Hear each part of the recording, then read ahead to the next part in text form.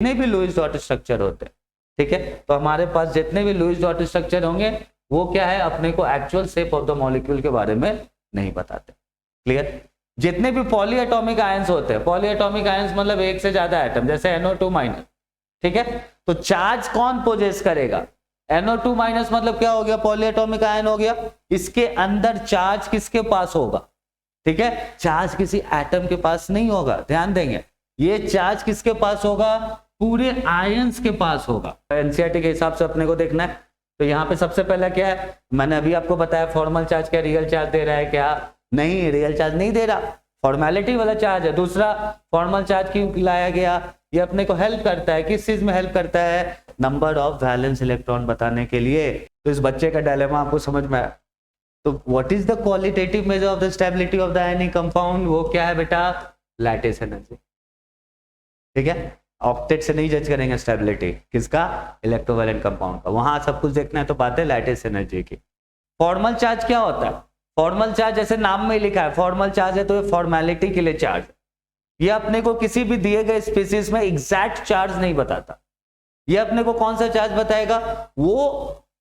ये अपने को वो चार्ज बताएगा जो चार्ज अपने को जरूरत है दिए गए एटम्स का ऑक्टेट पूरा करने। ओके, तो इसका सिग्निफिकेंस क्या है? एक मेजर सिग्निफिकेंस ये है कि ये अपने को इंटेंसिटी नहीं बता रहा कि कहीं पे फॉर्मल चार्ज पॉजिटिव है तो उस पर ज्यादा पॉजिटिव चार्ज है या उस पर कम नेगेटिव चार्ज। ये अपने को क्या बता रहा है? चार्ज है, पॉजिटिव है तो क्यों दिया गया? उसको ऑक्टेट कंप्लीट कर। नेगेटिव है तो क्यों दिया गया? उसका ऑक्टेट कंप्लीट कर। क्लियर है ये चीज? ओके, तो सबसे इंपॉर्टेंट बात क्या है फॉर्मल चार्ज के बारे में? फॉर्मल चार्ज के बारे में सबसे मोस्ट इंपॉर्टेंट थिंग क्या है कि जितने भी लुईस डॉट स्ट्रक्चर होते हैं, ठीक है, तो हमारे पास जितने भी लुईस डॉट स्ट्रक्चर होंगे वो क्या है, अपने को actual shape of the molecule के बारे में नहीं बताते। क्लियर? जितने भी पॉली एटॉमिक आयंस होते हैं, पॉली एटॉमिक आयंस मतलब एक से ज्यादा एटम, जैसे NO2 माइनस, ठीक है, तो चार्ज कौन पोजेस करेगा? NO2 माइनस मतलब क्या हो गया, पॉली एटॉमिक आयन हो गया, इसके अंदर चार्ज किसके पास होगा? ठीक है, चार्ज किसी एटम के पास नहीं होगा, ध्यान देंगे, ये चार्ज किसके पास होगा? पूरे आयंस के पास होगा। ठीक है, and not by any ion particular. इसका मतलब क्या हुआ कि सपोज अपने पास अगर NO2 माइनस है तो ये माइनस चार्ज किसके ऊपर है? ये माइनस चार्ज सारे एटम्स के ऊपर। ठीक है, ऐसा नहीं है कि माइनस चार्ज जो फोटो में अपन ने बनाया कहां पे बनाया था? ऑक्सीजन के ऊपर। ये बात भी अपन याद रखें। ओके, नेक्स्ट क्या आता है? फॉर्मल चार्ज निकालते कैसे? तो जैसा मैंने बताया फॉर्मल चार्ज एक एटम पे क्यों दिया जाता है, पॉजिटिव या नेगेटिव, उसका ऑक्टेट पूरा करने के लिए। क्या फॉर्मल चार्ज से अपने को एग्जैक्ट चार्ज पता चलता है? नहीं पता चलता है। क्लियर? ओके, तो फॉर्मल चार्ज अपन कैसे निकालते हैं? सबसे पहले क्या लिखते हैं? Valence electron. वैलेंस इलेक्ट्रॉन कहां पे होगा? आइसोलेटेड नहीं तो फ्री स्टेट में। तो सबसे पहले अपन ने लिख दिया वैलेंस इलेक्ट्रॉन, उसको क्या चीज से घटाया? नंबर ऑफ इलेक्ट्रॉन्स जो उसको दिया गया है लुईस डॉट स्ट्रक्चर में। और लुईस डॉट स्ट्रक्चर में जब भी अपन इलेक्ट्रॉन्स देते हैं तो क्यों देते हैं? उसका ऑक्टेट कंप्लीट करने के लिए। इसी को आप एनसीईआरटी में देखेंगे तो आपको यह फॉर्मूला मिलेगा, क्या है? वैलेंस इलेक्ट्रॉन कहां पे? आइसोलेटेड नहीं तो फ्री स्टेट में। उसको क्या चीज घटा देंगे? Total number of non bonding electrons. दो टाइप के इलेक्ट्रॉन्स हो गए, एक बॉन्डिंग हो गया, एक नॉन बॉन्डिंग हो गया, दोनों को एक दूसरे से घटा देंगे, minus half the number of bonding और शेयर्ड इलेक्ट्रॉन। ठीक है, किया क्या अपन ने? स्टार्टिंग में एटम के पास कितना इलेक्ट्रॉन था, उसमें से कितना बॉन्ड बन गया, ठीक है, उसके बाद कितना लोन पेयर उसके पास बच गया, सब घटा देंगे तो अपने पास क्या आ जाएगा? Formal charge. ध्यान में रखने वाली बात क्या है कि यहां पे जब अपन लिखते हैं total number of bonding lone pair of electrons, तो इसमें अपन मान लेते हैं कि जितने भी एटम्स हो, जितने भी आयंस, उन सबका ऑक्टेट कंप्लीट हो रहा होगा। तो ऑक्टेट कंप्लीट हो रहा होगा तो वो कंप्लीट करने के लिए उसका एटम के ऊपर कितना चार्ज देना पड़ेगा। क्लियर है ये चीज? ओके, ठीक है। अजम्पशन क्या है? जैसे मैंने लिखा, atoms in molecules own electron of each pair. अगर पूरे फॉर्मल चार्ज में अजम्पशन क्या है? अजम्पशन यही है कि जो कोवेलेंट बॉन्ड है उन दोनों, वो जो कोवेलेंट बॉन्ड है वो कैसा है? वो ऐसे एटम्स के बीच में है जिसमें कोई इलेक्ट्रोनेगेटिविटी डिफरेंस नहीं होगा। ठीक है, अब कोई इलेक्ट्रोनेगेटिविटी डिफरेंस नहीं होगा तो जब शेयरिंग ऑफ इलेक्ट्रॉन होगा तो क्या होगा? वो दोनों के बराबर कंट्रोल में। क्लियर। फॉर्मल चार्ज मानने का मतलब ही ये हो गया कि अपन शेयरिंग ऑफ इलेक्ट्रॉन्स 50-50 मान रहे हैं। ओके, ऐसा नहीं होता, क्लियर, ऐसा रियलिटी में नहीं होता, पर यहाँ पे अपन अजम्पशन मान लेते हैं क्या कि atoms in molecules owns 1 electron of each shared pair and both the electrons of lone pair. 2 electron share हुआ, ठीक है, लोन पेयर है तो पूरा का पूरा, शेयरिंग हुआ तो आधा। क्लियर है ये चीज? ओके ओके, चलिए आगे बढ़ते। आगे क्या है, फॉर्मल चार्ज जो एनसीईआरटी के हिसाब से अपने को देखना है। तो यहाँ पे सबसे पहला क्या है, मैंने अभी आपको बताया फॉर्मल चार्ज क्या रियल चार्ज दे रहा है क्या? नहीं, रियल चार्ज नहीं दे रहा, फॉर्मेलिटी वाला चार्ज है। दूसरा, फॉर्मल चार्ज क्यों लाया गया? ये अपने को हेल्प करता है, किस चीज में हेल्प करता है? नंबर ऑफ वैलेंस इलेक्ट्रॉन बताने के लिए, कितना वैलेंस इलेक्ट्रॉन को जरूरत पड़ेगा ऑक्टेट को कंप्लीट करने के लिए। क्लियर, ठीक है। तो फॉर्मल चार्ज क्या है? फॉर्मल चार्ज क्या चीज में हेल्प करता है? ये हेल्प करता है selection of lowest energy structure. अगर अपन ने लुईस डॉट स्ट्रक्चर बनाया और एक से ज्यादा लुईस डॉट स्ट्रक्चर अपने पास आ रहा है, तो अब उसमें से कौन सा लुईस डॉट स्ट्रक्चर ज्यादा स्टेबल होगा? कैसे अपने को पता चलेगा कि कौन सा लुईस डॉट स्ट्रक्चर ज्यादा स्टेबल होगा? फॉर्मल चार्ज देखेंगे, ठीक है। तो जिसमें होगा फॉर्मल चार्ज कम, वो स्ट्रक्चर हो जाएगा ज्यादा स्टेबल। जिसमें होगा फॉर्मल चार्ज ज्यादा, वो स्ट्रक्चर हो जाएगा कम स्टेबल। क्लियर। फॉर्मल चार्ज है फॉर्मेलिटी का चार्ज, ऐसे ही फॉर्मेलिटी बताता क्या है कि ऑक्टेट कंप्लीट करने के लिए यहाँ पे पॉजिटिव देना पड़ा कि नेगेटिव देना पड़ा कि न्यूट्रल रखना पड़ा। और इसका एप्लीकेशन क्या है कि अगर अपने स्ट्रक्चर बनाया और एक से ज्यादा लुईस डॉट स्ट्रक्चर आ गया, तो उस केस में अपन क्या करेंगे? उस स्ट्रक्चर को चूज करेंगे जिसका फॉर्मल चार्ज सबसे कम होगा। क्लियर है ये चीज? यहाँ पे जो अजम्पशन है, अजम्पशन क्या है? जैसे ये बताया मैंने, लोएस्ट एनर्जी स्ट्रक्चर क्या होगा? जिसमें फॉर्मल चार्ज क्या होगा? स्मॉलेस्ट। फॉर्मल चार्ज के बारे में सबसे इंपॉर्टेंट अजम्पशन क्या है? Pure covalent view of bonding. Pure covalent view of bonding मतलब क्या हुआ? जब शेयरिंग होगा तो आधा तुम्हारा आधा मेरा। ऐसा नहीं होगा कि शेयर्ड पेयर ऑफ इलेक्ट्रॉन, जो ज्यादा इलेक्ट्रोनेगेटिव है उसके तरफ ज्यादा खिसका हुआ रहेगा, और जो शेयर्ड पेयर ऑफ इलेक्ट्रॉन है कम इलेक्ट्रोनेगेटिव है तो उसके तरफ नहीं होगा। ऐसा नहीं, फॉर्मल चार्ज को तो लेना देना ही नहीं है इलेक्ट्रोनेगेटिविटी से। क्लियर है ये चीज? ये इसका अजम्पशन ही है कि जो कोवेलेंट बॉन्ड बन रहा है वो 100% प्योर कोवेलेंट बॉन्ड बन रहा है, जहां पे इलेक्ट्रॉन पेयर्स को इक्वली शेयर किया गया है। इक्वली शेयर किया गया मतलब इलेक्ट्रोनेगेटिविटी डिफरेंस क्या मान लिया गया? 0 मान लिया। क्लियर है बच्चों ये लोग? ठीक है। तो फॉर्मल चार्ज के बारे में कुछ important points directly taken from NCERT मैंने यहाँ पे लिख दिया। Clear, okay. अब देखते हैं फॉर्मल चार्ज निकालते कैसे। देखिए प्यारे बच्चों, ठीक है। अब देखो क्वेश्चन एक बार पढ़ो, क्या है? Calculate a formal charge on oxygen in ozone. Okay, तो सबसे पहला स्टेप क्या था अपना? याद कीजिए, स्टेप 1 क्या था? Total number of valence electron oxygen में O3 का निकालना है। तो कितना हो जाएगा? 6 × 3 क्या हो जाएगा? 80। उसके बाद क्या था स्टेप 2? जो लोएस्ट इलेक्ट्रोनेगेटिव है उसको रख देंगे बीच में और अपन स्ट्रक्चर बना लेंगे। स्टेप 2 में अपना क्या था? स्केलेटल स्ट्रक्चर अपने को बनाना था। और स्केलेटल स्ट्रक्चर कैसा बनाना था कि सब एटम का ऑक्टेट पूरा हो जाए। तो देखो यहाँ पे कैसे बनाएंगे? एक O ऐसे, ठीक है, एक O ऐसे, ठीक है, और एक O अपन कैसे बना देंगे? तो ये इसका अपन ने स्केलेटल स्ट्रक्चर बना दिया। अगले स्टेप में अपन क्या करेंगे? अगले स्टेप में अपन count the total number of valence electron. 18 है, तो ऑक्सीजन का जब अपने को कंप्लीट करना है तो यहाँ पे क्या कर देंगे? डबल बॉन्ड देते। अब डबल बॉन्ड देते ही अब देखो इस वाले ऑक्सीजन का ऑक्टेट हो गया कंप्लीट, ठीक है। अब इस वाले का ऑक्टेट हो गया कंप्लीट। देखो कैसे? यहाँ पे एक इलेक्ट्रॉन, यहाँ पे एक इलेक्ट्रॉन, यहाँ पे एक, यहाँ पे एक। कितने हो गए? 1 2 3 4। कितना से घट रहा है इसका ऑक्टेट? 4 से। 4 देते थे, 1 2 3 4। अब इस वाले को आप देखो जरा सा ध्यान से, इस ऑक्सीजन के क्या हो गया? 8 इलेक्ट्रॉन हो गया। 8 के 8 इलेक्ट्रॉन क्या हो गया?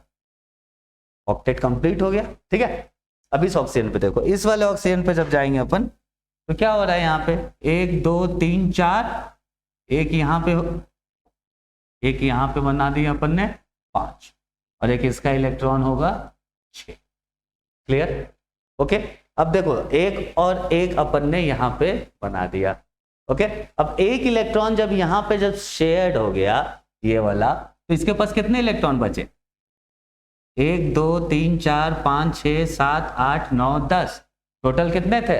18। तो अभी भी 8 इलेक्ट्रॉन बचा हुआ है, तो ये हो गया 2। यहाँ पे दे देते हैं 1 2 3 4 5 6, ठीक है, 1 2 3 4 5 6 7 8 हो गया इसका ऑक्टेट पूरा, ठीक है। अब देखो कितने इलेक्ट्रॉन, 1 2 3 4 5 6 7 8 9 10 11 12 13 14 15 16 हो गए। अब 2 इलेक्ट्रॉन बचा हुआ है, अब 2 इलेक्ट्रॉन बचा हुआ है तो वो कहाँ पे दे देते हैं अपन, क्लियर। अब देखो इस वाले को देखो, 1 2 3 4 5 6 7 और एक ये 8, तो क्या इसका ऑक्टेट कंप्लीट हो गया? हाँ, इसका ऑक्टेट कंप्लीट हो गया, ठीक है। बीच वाले पे 1 2 3 4 5 6 7 8, बीच वाले का भी ऑक्टेट कंप्लीट हो गया, ध्यान से देखो, ठीक है। तो ऐसा दूसरे कलर से मैं इसको कर देता हूँ, देखो ध्यान से, ये ऐसे करके यहां से अगर अपने को देखना हो, 1 2 3 4 5 6 7 8, टोटल इलेक्ट्रॉन कितने? 18। 1 2 3 4 5 6 7 8 9 10 11 12 13 14 15 16 17 18। तो अपन ने स्ट्रक्चर तो लिख लिया, स्ट्रक्चर का ढांचा कैसा आ गया? सा, ठीक है। यहाँ पे 2 इलेक्ट्रॉन, यहाँ पे 1 2 3 4 5 6 और यहाँ पे 2 और 2, क्लियर,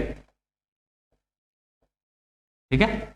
यहाँ पे 6, सबका ऑक्टेट हो गया। क्वेश्चन क्या, अपने को फॉर्मल चार्ज निकालना है, तो सबसे पहले अपन फॉर्मल चार्ज किस पे निकालते हैं? इस येलो वाले ऑक्सीजन पे। देखो तो फॉर्मल चार्ज ऑन येलो वाला ऑक्सीजन, क्या था फॉर्मूला? सबसे पहले अपन क्या लिख रहे थे? Number of valence electron. तो इस ऑक्सीजन के पास नंबर ऑफ वैलेंस इलेक्ट्रॉन कितना है? 6। माइनस अपन क्या करेंगे, इतने वैलेंस इलेक्ट्रॉन में से कितना बॉन्ड बन गया? 1 और 1 2, तो कितना बॉन्ड बन गया? 2, क्लियर, ठीक है। अब अपन इसमें से क्या घटाएंगे? Lone pair. बच्चों जब लोन पेयर को निकालेंगे तो अपन ये मान लेंगे कि उसका ऑक्टेट कंप्लीट है, ठीक है। तो अगर ये 2 बॉन्ड बना रहा है ये ऑक्सीजन, तो कितने इलेक्ट्रॉन यूज हो गए? 2 × 2 4 इलेक्ट्रॉन यूज हो, ठीक है। अब 4 इलेक्ट्रॉन यूज हो गए तो ऑक्टेट से कितना कम है इलेक्ट्रॉन? 8 में से 4 गया तो कितना हो गया? 4। तो फॉर्मल चार्ज इस ऑक्सीजन पे कितना आ गया? 0। अब अपन इस व्हाइट वाले ऑक्सीजन का निकालते हैं, तो फॉर्मल चार्ज ऑन व्हाइट वाला ऑक्सीजन वैलेंस इलेक्ट्रॉन कितना? 6 माइनस कितना बॉन्ड बनाया? 1 2 3 बॉन्ड, ठीक है। अब जब 3 बॉन्ड बनाया तो कितने इलेक्ट्रॉन यूज हो गए? 3 × 2 6, और जब 6 यूज हुए तो ऑक्टेट से कितना दूर रह गया बच्चे लोग? 8 - 6 2, तो ये कितना आ गया? 1। तो इस पे कितना चार्ज है? +1। अब आखिरी वाला निकाल देते हैं, इस वाला ऑक्सीजन पे, इस वाले पे, तो उसको ग्रीन वाला पे लिखते हैं। ग्रीन वाला में वैलेंस इलेक्ट्रॉन 6, बॉन्ड कितना बनाया ग्रीन वाला? सिर्फ 1 बॉन्ड बनाया, तो ऑक्टेट से कितना दूर रह गया वो सोचिए आप, ठीक है। 1 बॉन्ड बनाया तो कितने इलेक्ट्रॉन यूज हो गए? 2 इलेक्ट्रॉन यूज हो गए, और 2 इलेक्ट्रॉन यूज हो गए तो ऑक्टेट से कितना दूर? 8 - 2 कितना हो गया? 6।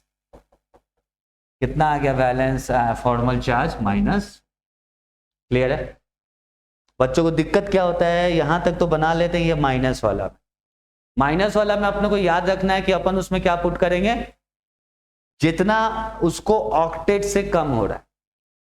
पूरा अजम्पशन क्या है, अपन मान लेंगे डिफॉल्ट कि हर एक एटम का ऑक्टेट हो गया कंप्लीट, और वो मानते हुए अपन फॉर्मल चार्ज निकाल। क्लियर है? सारे बच्चों को क्लियर है? ओके, चलिए बच्चे आगे बढ़ते हैं।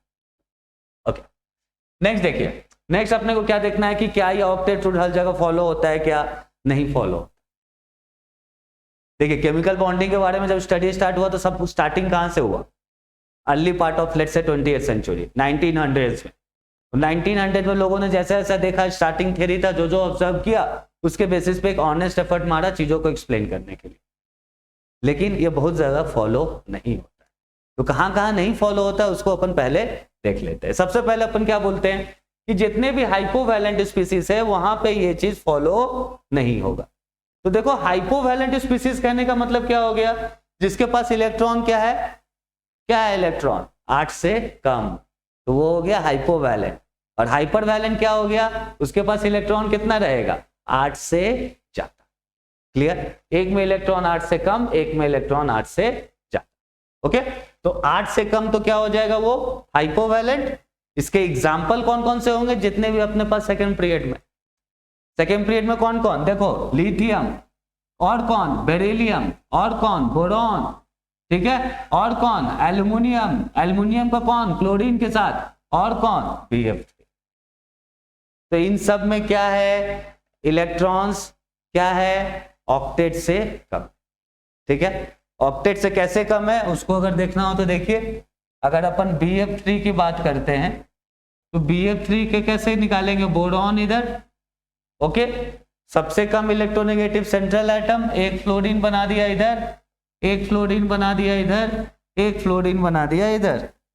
ठीक है, बोरॉन के कितने इलेक्ट्रॉन 5, नहीं बोरॉन का एटॉमिक नंबर कितना होता है 5, तो वैलेंस इलेक्ट्रॉन कितना होगा 3 प्लस 7 इंटू 3, तो टोटल कितने हो गए 24 इलेक्ट्रॉन अरेंज कर देंगे। तो 3 ऐसे, एक फ्लोरीन का 1 2 3 4 5 6, एक फ्लोरीन का 1 2 3 4 5 6, एक फ्लोरीन का 1 2 3 4 5 6। तो आप ध्यान से देखिए यहाँ पे फ्लोरीन का यह ऑक्टेट पूरा, फ्लोरीन का यह ऑक्टेट पूरा, फ्लोरीन का यह ऑक्टेट पूरा। अब जब अपन कंसंट्रेट करेंगे सेंटर वाले स्पीसीज बोरॉन पे, तो बोरॉन का देखो, बोरॉन के हाथ में क्या लग रहा है, ठीक है, 1 2 3 4 5 6, कितने इलेक्ट्रॉन है 6 इलेक्ट्रॉन। क्या इसका ऑक्टेट कंप्लीट है, क्या नहीं है कंप्लीट। तो इसी कारण इस बोरॉन को क्या बोलेंगे हाइपोवैलेंट स्पीसीज। क्या यहाँ ऑक्टेट रूल फॉलो हो रहा है, क्या नहीं हो रहा है, एग्जाम्पल्स याद रखें। ठीक है, लिथियम का हो गया, बेरिलियम का हो गया, बोरॉन का हो गया, और एल्युमिनियम किसके साथ क्लोरीन के साथ। क्लियर, ठीक है, चलो तो हाइपोवैलेंट तो अपन ने समझ लिया। अब नेक्स्ट आता है हाइपरवैलेंट। हाइपरवैलेंट मतलब क्या हो गया, जिसके वैलेंस सेल में 8 इलेक्ट्रॉन से ज्यादा है। तो ये जनरली कौन से एलिमेंट्स होंगे, ये जनरली सेकंड और थर्ड पीरियड वाले एलिमेंट्स होंगे। क्लियर है बच्चे लोग, ठीक है। तो इसके एग्जांपल्स हमारे पास कौन कौन से हो जाएंगे, elements in and beyond third period, जैसे फास्फोरस हो गया, सल्फर हो गया, H2SO4 हो गया। और कहां पे ये फॉलो नहीं होगा, कोऑर्डिनेशन कंपाउंड्स। ठीक है, क्लियर। और कहां पे फॉलो नहीं होने वाला है, कोऑर्डिनेशन कंपाउंड्स में, याद रखेंगे। ठीक है, जितने भी कोऑर्डिनेशन कंपाउंड्स बनेंगे वहां पे ऑक्टेट तो नहीं, वहां पे एक सिडविक रूल आ जाता है, इफेक्टिव एटॉमिक नंबर निकालते हैं अपन। क्लियर। और कहां पे फॉलो नहीं होगा, very important, odd electron, number of electrons निकाला ऑड, तो कैसे होगा ऑक्टेट कंप्लीट, नहीं हो पाएगा। क्यों, क्योंकि ऑक्टेट कंप्लीट करने के लिए हमेशा जोड़े में होना चाहिए, हमेशा पेयर में होना चाहिए। एग्जाम्पल देखो यहाँ पे NO और NO2। और ध्यान देने वाली बात है कि ऑक्टेट रूल सारे एटम्स के लिए सेटिस्फाई नहीं हो पाता, जब अपने पास टोटल नंबर ऑफ इलेक्ट्रॉन्स कैसा आ जाए, जब अपने पास total number of electrons odd आ जाए। ठीक है, और क्या है, और कहां का फेल हो रहा है, non inertness of noble gas. मैंने आपको बताया कि दोनों जो थियरी था वो कब आया, अर्ली 1900s में। तो वहां पे इन लोगों ने क्या ऑब्जर्व किया कि चलो अभी तो जितने भी नोबल गैसेस से रिएक्ट नहीं कर रहे, कुछ सालों बाद क्या हुआ, लोगों ने देखा कि नोबल गैस तो आपस में रिएक्ट कर रहे हैं। तो पूरा जो अजम्पशन था, अजम्पशन क्या था, पूरा का पूरा थ्योरी किस चीज के ऊपर बेस्ड है, कि नोबल गैस आपस में रिएक्ट नहीं कर रहा। और जब नोबल गैस आपस में रिएक्ट नहीं कर रहा, खुद के साथ नहीं कर रहा, किसी और के साथ नहीं कर रहा, इसी कारण मैंने क्या थ्योरी दे दिया कि दुनिया में जितने भी एटम्स होंगे, जितने भी आयंस होंगे, सब क्या करेंगे, सबकी इच्छा एक ही होगी, नोबल गैस जैसा बनना। और कुछ सालों बाद क्या पता चला कि अरे नोबल गैस भी तो रिएक्ट कर रहे हैं। तो पूरा थियरी का जो अजम्पशन था वो बेसिक क्या हो गया, गायब। क्लियर, ठीक है। तो लोगों को बाद में क्या पता चला कि जेनॉन और क्रिप्टन भी आपस में क्या होते हैं, कंपाउंड्स बनाते हैं। और कौन, जैसे XCF2, KrF2, XgF2, XgF4, इस टाइप के कंपाउंड्स अपने को दिखने लगे। तो जो अजम्पशन था वो अजम्पशन ही आपका खत्म। बेसलेस assumption हो गया, ठीक है। और क्या क्या ये अपने को शेप ऑफ द मॉलिक्यूल के बारे में बता रहा है क्या? नहीं बता रहा ऑक्टेट रूल। और क्या क्या अपने को relative stability of the molecule बता रहा है क्या? नहीं बता रहा। कोई बातें नहीं हो रही है एनर्जी के बारे में, सिर्फ और सिर्फ पूरी बातें किसके लिए हो रही है? ऑक्टेट। और वो ऑक्टेट क्यों? क्योंकि 1900s में जितने भी इनर्ट गैस थे वो आपस में रिएक्ट नहीं कर रहे थे, लेकिन कुछ सालों बाद लोगों को पता चला कि इनर्ट गैस भी आपस में रिएक्ट कर रहे हैं, तो लुईस थ्योरी का जो बेस था, जो पूरा अजम्पशन था, द एंड हो गया। क्लियर ये चीज? ओके। और क्या है? और वेरी इंपॉर्टेंट, ये लाइन मैंने डायरेक्टली एनसीईआरटी से उठाया है। अब देखोगे तो क्या है? सल्फर कौन से पीरियड का है? थर्ड पीरियड का है। लेकिन सल्फर दोनों टाइप के कंपाउंड्स बनाएगा, एक तो ऑक्टेट वाला भी बनाएगा, एक हाइपर वैलेंट वाला भी बनाएगा। क्लियर है बच्चों ये सब? ठीक है। तो लिमिटेशंस ऑफ ऑक्टेट रूल, इसको एक बार नोट्स बना के अच्छे से कर लेंगे। सारे एग्जांपल्स मैंने यहाँ पे लिख दिया है, इसको आप जरूर दिमाग में रखें। बोरॉन वाला स्ट्रक्चर, हाइपोवैलेंट, हाइपरवैलेंट मैंने आपको समझा दिया। नेक्स्ट क्या है?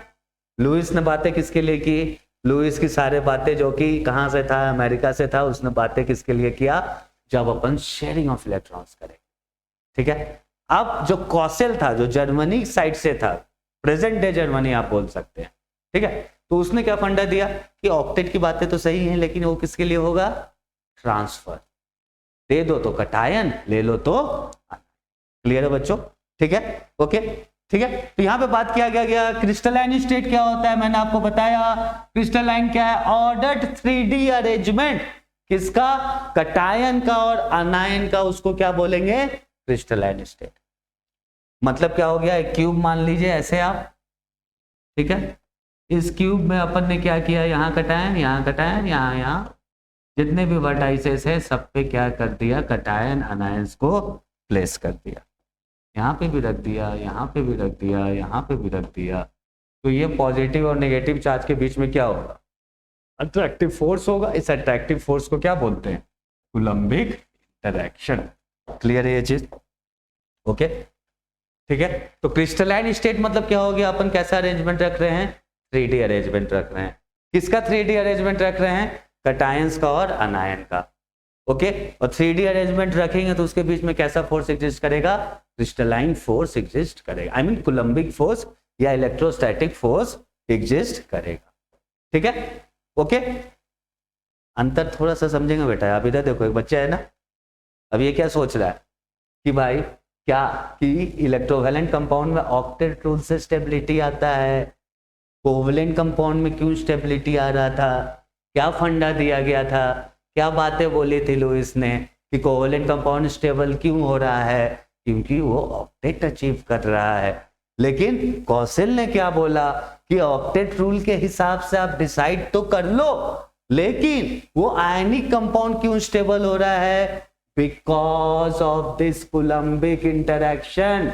ओके, इस कूलम्बिक इंटरैक्शन के कारण उसके अंदर एक इलेक्ट्रोस्टैटिक फोर्स आ रहा है।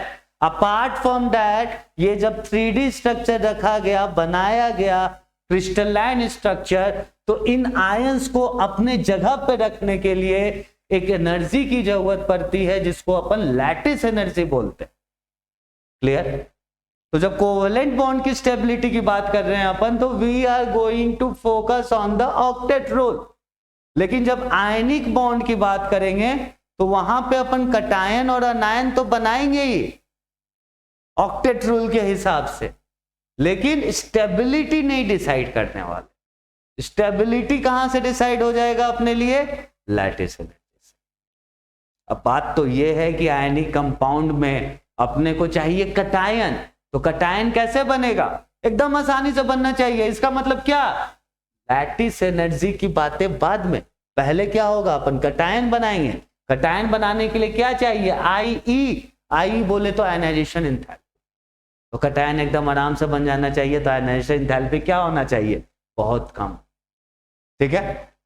और पीरियोडिक टेबल में अपन देखेंगे कि जो ये आयनाइजेशन एंथैल्पी जो होता है हमेशा एंडोथर्मिक होता है। एंडोथर्मिक बोले तो delta H is greater than 0।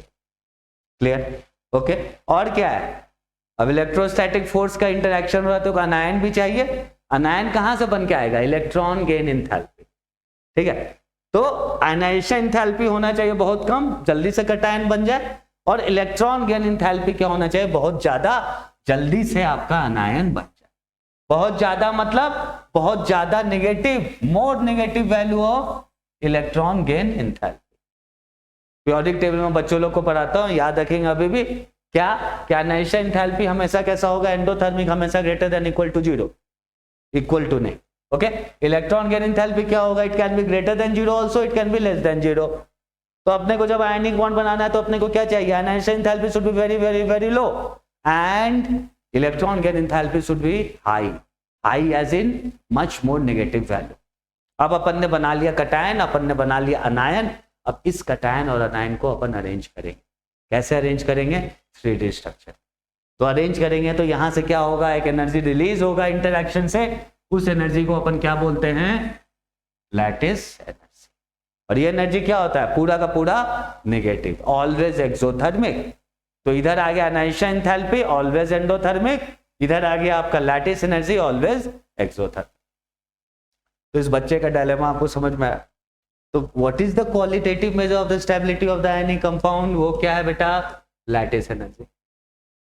ठीक है, ऑक्टेट से नहीं जज करेंगे स्टेबिलिटी किसका, इलेक्ट्रोवैलेंट कंपाउंड का। वहां सब कुछ देखना है तो बात है लैटिस एनर्जी की। कटायन कैसे बनेगा, आयनाइजेशन एंथैल्पी रख दो कम, ठीक है। अनायन कैसे बनेगा, रख दो इलेक्ट्रॉन गेन एंथैल्पी बहुत ज्यादा, बहुत नेगेटिव। आयनाइजेशन एंथैल्पी पॉजिटिव ही होगा, electron gain enthalpy positive negative दोनों होगा, ठीक है। और आखिरी में उसको सजा दो कहाँ, 3D स्ट्रक्चर में।